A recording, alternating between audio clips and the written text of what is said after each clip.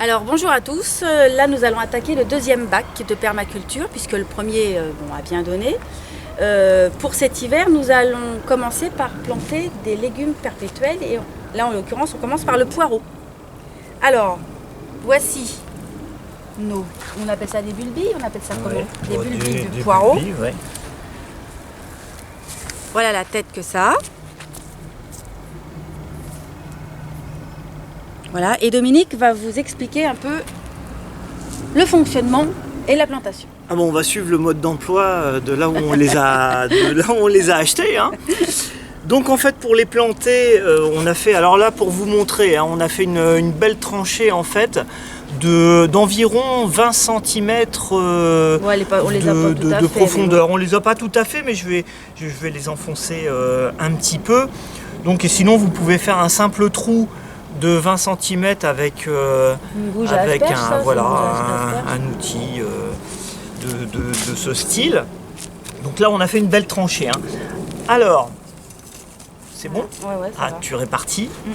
Alors le tout c'est de ne pas se tromper de sens. En fait on reconnaît bien derrière le début des racines. Et le côté pointu en haut de toute façon. Et le côté pointu en haut, on voit une espèce de petits germes verts. Donc voilà, normalement on ne doit pas se tromper. Hein.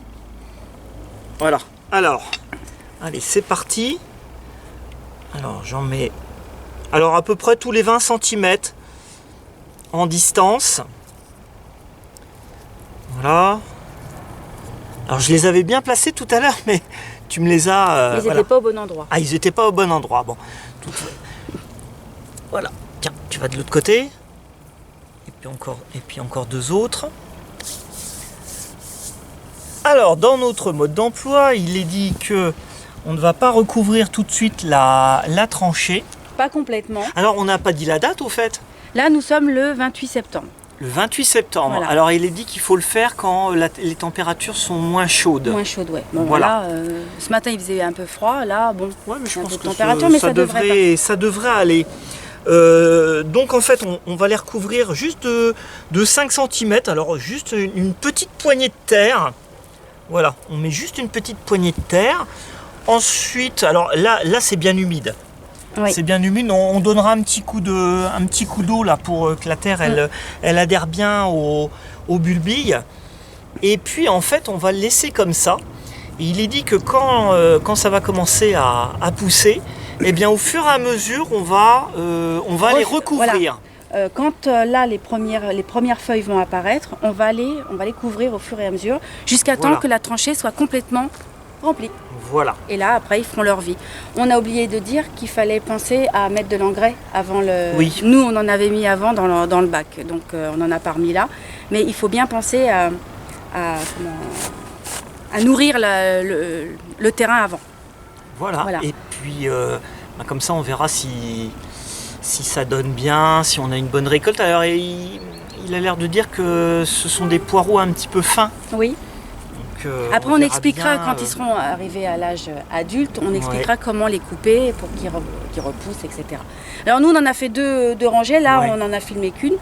Hors caméra, on mettra l'autre en culture. Voilà. Et puis, on vous invite à suivre l'évolution. Et n'hésitez pas à aller voir aussi notre film sur les poireaux d'Aurélien, la repousse du poireau d'Aurélien, qui est aussi très intéressant.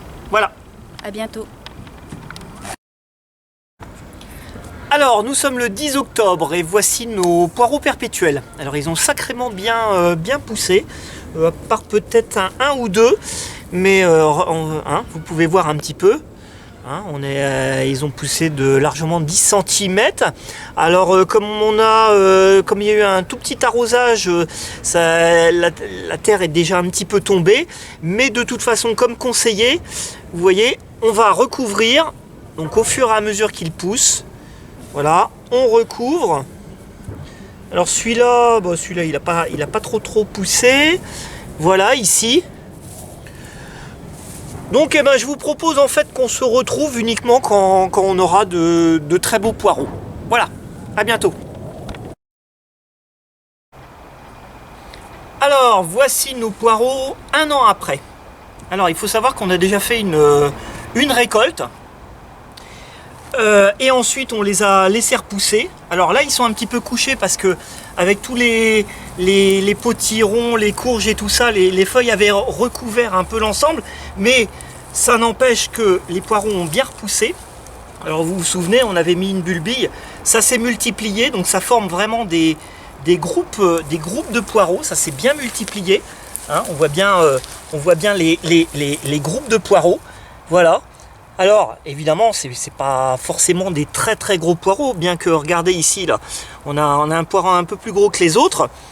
Mais de toute façon, avec la quantité, ça va faire des sacrées vinaigrettes ou des soupes comme on veut. Alors, je vais récolter. Voilà, alors j'ai dégagé un petit peu pour récolter le plus de blanc possible. Voilà, donc je vais laisser alors ça descend même beaucoup plus bas, mais je vais couper à partir de là comme la dernière fois. Voilà, je prends l'ensemble, je coupe. Voilà, hein, j'ai une belle quantité de poireaux, donc ça va être multiplié par 6 ou 7. Donc on voit la bulbille là ici, une petite bulbille. Voilà, bien racinée et tout. Donc celle-là, je vais la remettre en terre. Donc voilà, j'ai un peu de nettoyage à faire. Évidemment, je vais remettre, là j'ai encore une bulbille. Hop, je vais recouvrir. Voilà. Et ça va repartir sans aucun problème. Hein, donc vraiment, les poireaux perpétuels, c'est vraiment un bon truc. Voilà. À bientôt.